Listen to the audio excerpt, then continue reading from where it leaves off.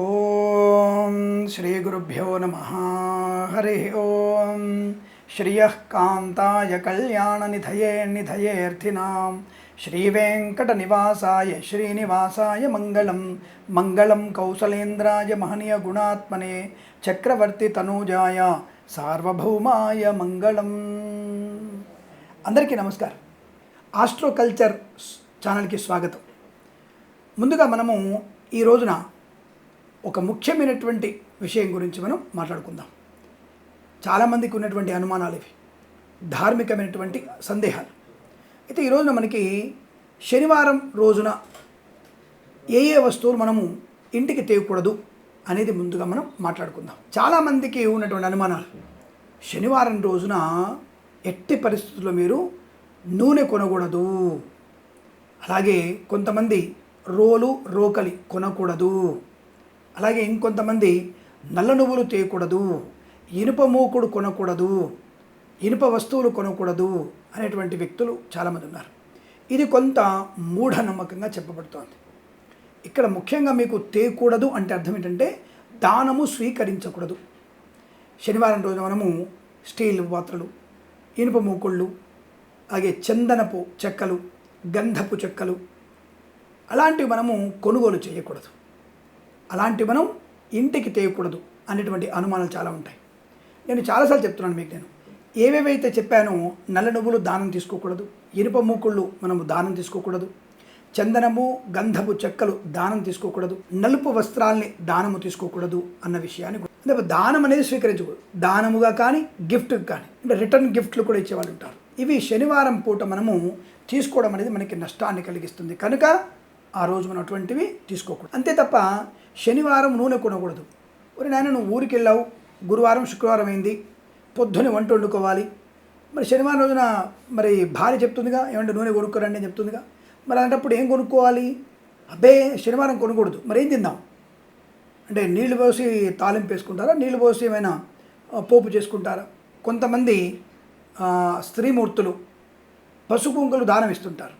అయితే ఇటువంటి పసుపు కుంకుమలు కూడా మనము దానముగా తీసుకోకూడదు. పసుపు కుంకుమలు పెట్టుకోవచ్చు, అంటే ఆ స్త్రీమూర్తి మీకు అలంకారంగా పసుపు రాసినా, కుంకుమ పెట్టినా, గంధము పెట్టినా అది మంచిదే, దానికి ఎటువంటి దోషము లేదు. ఆ విషయాన్ని గుర్తించండి. అంతే తప్ప మీరు డబ్బిచ్చి కొనుగోలు చేయడానికి కానీ, ఇటువంటి అలంకరణ వాళ్ళు అలంకారం చేయడం వల్ల కానీ, ఒక పూలమాల వేసి మీకు వస్త్రం ఇచ్చి వస్త్రాన్ని అలంకారం చేశారు, మీకు మెడలో పూలమాల వేశారు, మెడలో ఒక చీర పెట్టారు, నష్టం లేదు, దానికి ఎటువంటి ఇబ్బంది లేదండి. అది దానం కాదు, అది మీరు తప్పకుండా తీసుకోవచ్చు. అంటే మిమ్మల్ని లక్ష్మీదేవిగా, అమ్మవారిగా, నారాయణమూర్తిగా మిమ్మల్ని వారు భావించి ఇచ్చినటువంటి సమర్పించిన వస్త్రం అనేది మీకు దానం కాదు, అది మిమ్మల్ని భగవంతుడు స్వరమించినటువంటి కానుక, దాన్ని మనం తప్పకుండా స్వీకరించవచ్చు.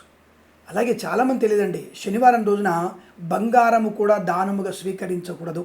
సొంత వాళ్ళు ఇచ్చినా సరే, అంటే పాలోళ్ళు ఇస్తుంటారు కొంతమంది, అటువంటివి కూడా శనివారం రోజున మనము సువర్ణము కూడా బంగారముగా స్వీకరించకూడదు. అది మనకి తాత్కాలికమైనటువంటి ఆనందాన్ని, ఆర్థిక సౌలభ్యాన్ని కలిగించిన, మనకి భవిష్యత్తులో తీవ్ర ప్రమాదాన్ని కలిగించింది, జరగబోయేటువంటి మంచిని అది ఆపేస్తుంది సువర్ణ దానం అని. కాబట్టి సువర్ణము కూడా మనము ఆ రోజున శనివారం రోజున దానముగా స్వీకరించకూడదు, మంచిది కాదు. ఈ విషయాన్ని గుర్తుపెట్టుకోండి. అంతే తప్ప మీరు దేవుడి సేవ కొరకు మనము కొనుగోలు చేసినటువంటి ప్రతి సామాను కూడా కొనుగోలు చేయవచ్చు. శనివారం శనీశ్వరుడికి అభిషేకం చేయాలి. తైల నూనె అంటే నువ్వుల నూనె కొనుక్కోవచ్చు, కొనుగోలు చేసి మనం స్వామివారి మీద మనం నివేదన చేయవచ్చు, స్వామివారికి అభిషేకం చేయవచ్చు. అలాగే పాలు, పెరుగు లాంటివి కూడా కొనుగోలు చేయవచ్చు.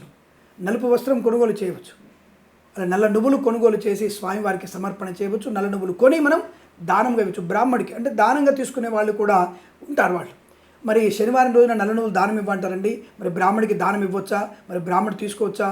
బ్రాహ్మణుడు దానము తీసుకోవచ్చు. యజనం, యాజనం, దానము ఇవన్నీ కూడా బ్రాహ్మణుడికి అధికారం ఉంది. కానీ స్వీకరించగానే ఆయన చేయాల్సిన పని ఏమిటి? గాయత్రి జపం చేసుకోవాలి. ఆయన దానము స్వీకరించిన మరుక్షణం శనీశ్వరుడిని తల మీదనే ఉంటాడు. కాబట్టి బ్రాహ్మణుడు తప్పనిసరిగా గాయత్రి ఉపాసన, గాయత్రి జపం చేసుకోవడం వల్ల తీసుకున్నటువంటి దాన ఫలితము, ఆ దోషము తొలగిపోయి నీకు యశస్సు కలుగుతుంది, ఆ దానం ఇచ్చిన వారికి కూడా యశస్సు కలుగుతుంది. అందుకే బ్రాహ్మణుడికి దానం ఇవ్వాలంటే దక్షిణ తాంబూలాదులు ఇచ్చి ఆయనకి మనం నమస్కరించి శ్రీ మహావిశ్వరూపంగా కానీ శివస్వరూపంగా అని భావించి మనం ఆ యొక్క వస్తువుల్ని దానంగా ఇవ్వాలి. ఆ తీసుకున్నటువంటి దానము కూడా దోషం పోవడానికి జపం చేసుకోవాల్సిందే. కాబట్టి మీరందరూ కూడా నిస్సంశయంగా ఎటువంటి వస్తువుల్ని కొనుగోలు చేయవచ్చును.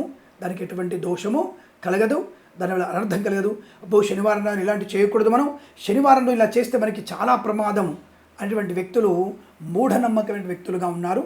ఆ విషయాన్ని గుర్తించి అటువంటి కీడు తలపెట్టేటువంటి అవకాశం భగవంతుడు ఇవ్వడం మనకి. తప్పకుండా మీరు ధనమిచ్చి కొనుగోలు చేయాలి అన్న విషయాన్ని తెలియజేసుకుంటూ, ఇలా అనేకమైనటువంటి ధర్మ సంశయాలు మీకు ఏమైనా ఉంటే వెంటనే మన ఛానల్కి మీరు కామెంట్ ద్వారా చెప్తే మీ ధర్మ సందేహాల నివృత్తి కొరకు మరొక వీడియో మీ పేరు చెప్పి మేము తప్పకుండా వీడియో చేసి మీకు ఆనందాన్ని శుభయోగాన్ని కలిగిస్తాం. ఇలా మీరు భగవంతుని యొక్క కృపా కటాక్షాలు పొందుకుంటూ ధనధాన్య వృద్ధి అష్టైశ్వర్య ప్రాప్తి పొందాలని కోరుకుంటూ సర్వేజన సుఖినో భవంతు.